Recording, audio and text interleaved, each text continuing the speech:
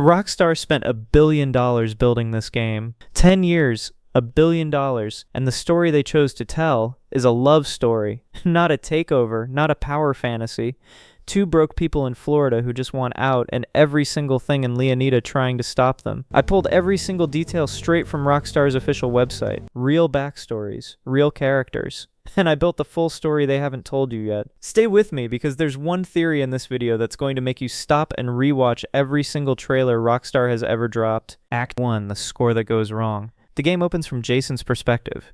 He's driving to Leonida Penitentiary to pick up Lucia. And here's the first thing that should hit you. He's not nervous. He knows the route. He parks where people who've done this before park. This man has waited outside this prison before. That one detail tells you their entire history before a single word of dialogue. Lucia walks out, a plastic bag in her hand with everything the state gave back to her. She gets in the truck. He hands her something. They drive. And his first line to her, "Another day in paradise, right?" That's a man who's been through enough to find dark things funny. And that's a man who waited a long time and doesn't know how to say it out loud. Now the easy score. Rockstar already told us in the official story description that an easy score goes wrong. Here's my prediction for what that score actually is. It's a smuggling run through the Leonida Keys. Jason's boss Brian sets it up. Cal Hampton has been listening to Coast Guard radio for months, mapping patrol patterns, finding the gap where a boat can move through clean. On paper it's airtight. 3 people who know what they're doing.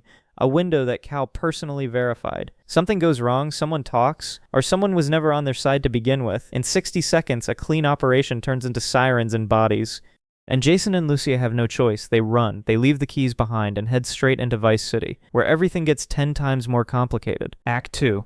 Vice City and Boobie Ike. Vice City in GTA 6 is not the neon playground of 1986. It's a city that's been eating people alive for 40 years and learned to smile while doing it. Influencers, billionaires, a music industry with money behind it that nobody talks about in public, and sitting right at the center of all of it, Boobie Ike. I need you to go back and read Rockstar's description of Booby one more time. He's a Vice City legend. He turned street time into a legitimate empire, real estate, strip clubs, recording studios, and then Rockstar added all smiles until it's time to talk business. In every single GTA game, everyone the mentor figure who is all smiles is the man who eventually burns you. Big Smoke in San Andreas, Sonny Forelli in Vice City, Dimitri in GTA 4, Devin Weston in GTA 5. Rockstar has never once introduced a smiling businessman and made him a good guy. Not once in the entire history of this franchise. Booby gives Jason and Lucia work. Real work. Paying work. He needs outsiders, people with no Vice City loyalties, no existing faction ties. Clean slates he can use without political complications. He's warm. He's generous. He makes them feel like they finally found someone in this city who actually sees them.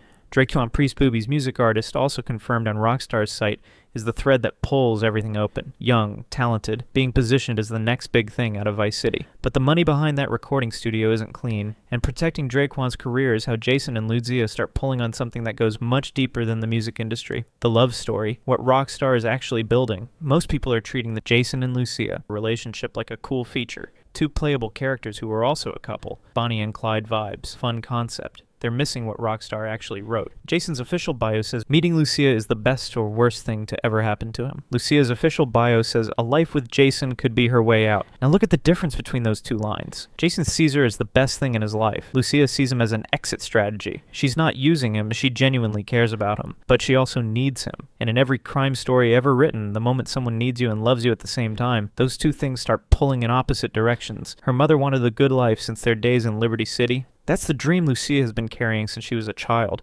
That's the debt she's been trying to pay her entire life. Jason isn't just her boyfriend. He's the first plan she's ever had that doesn't end with her back in a cell. That is the tension this entire game is built on, and Rockstar built it in 2 sentences on a website that most people scrolled past. The theory nobody is talking about, Cal Hampton, okay? Here's the moment I told you about at the start. Rockstar described Cal Hampton as a man who sits at home snooping on Coast Guard communications, listening to frequencies, tracking movements, logging everything he hears. Everyone reads that and thinks funny paranoid guy, comic relief, moving on. What if Cal Hampton has accidentally built the most complete map of the criminal conspiracy in Leonida and has absolutely no idea what he's looking at? Think about it. The criminal conspiracy in GTA 6, Rockstar's own word, stretches across the entire state of Leonida. Not just Vice City, the whole state. An operation that size requires coordination across multiple counties, across law enforcement, across Coast Guard patrol schedules.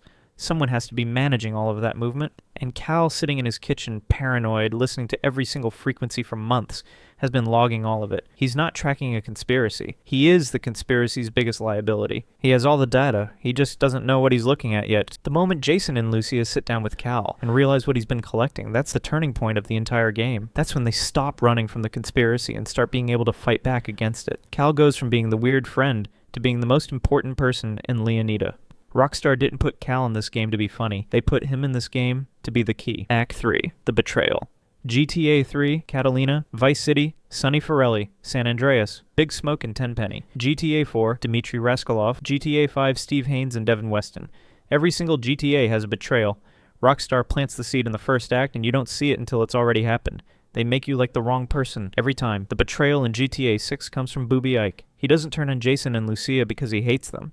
He turns on them because he has no choice. The people above him are the ones actually running the conspiracy across Leonida give him an ultimatum. And Boobie Ike did not build a Vice City empire by choosing loyalty over survival. He likes Jason and Lucia. He might even respect them, but they know too much now. And knowing too much in this city has a price. What makes this betrayal hit harder than anything in previous GTA games, Lucia's mother becomes leverage. The one person she went to prison for.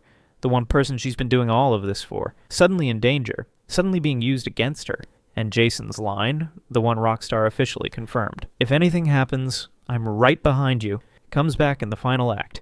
And by the time you hear it again, you know exactly what it costs him to say it. Act 4. Lucia stops running. The final third of GTA 6 is not a rampage. Rockstar is too smart for that. It's Lucia, the woman who was taught to fight before she could walk, using everything she now knows about the conspiracy to take it apart from the inside. She uses Cal's data. She turns factions against each other. She makes moves that take multiple missions to pay off. She is patient in the way that people are patient when they've already lost everything once, and refuse to let it happen again. Lucia is the smartest person in every room she enters. The whole game she's been hiding it because in criminal ecosystems, women who let people see how smart they are get eliminated. The final act is the moment she stops hiding. The conspiracy starts collapsing. The people who wanted them dead are either gone or have bigger problems. And for the first time since that prison parking lot, there's a path out. Rockstar's official tagline ends with one specific phrase. Not take over, not win. They wrote, if they want to make it out alive. My prediction for the ending. Jason and Lucia don't get a throne. They get out. Lucia gets her mother out of Vice City. Jason gets something quiet. Somewhere in Leonida the crime world doesn't reach. The good life her mother dreamed about. Since Liberty City. Finally real. Finally paid for. But before she leaves, Lucia goes back to the keys. The dock where the easy score went wrong. Where everything started. She stands there, water going gold in the early light. Jason pulls up behind her, doesn't get out, waits for her to be ready. The same way he waited outside the prison on day 1. She says, you said if anything happened, you'd be right behind me. He says, I'm here, aren't I? Cut to black. No music, just the sound of water. That's 11 years of waiting. That's GTA 6. November 19th, 2026, we find out how close this gets.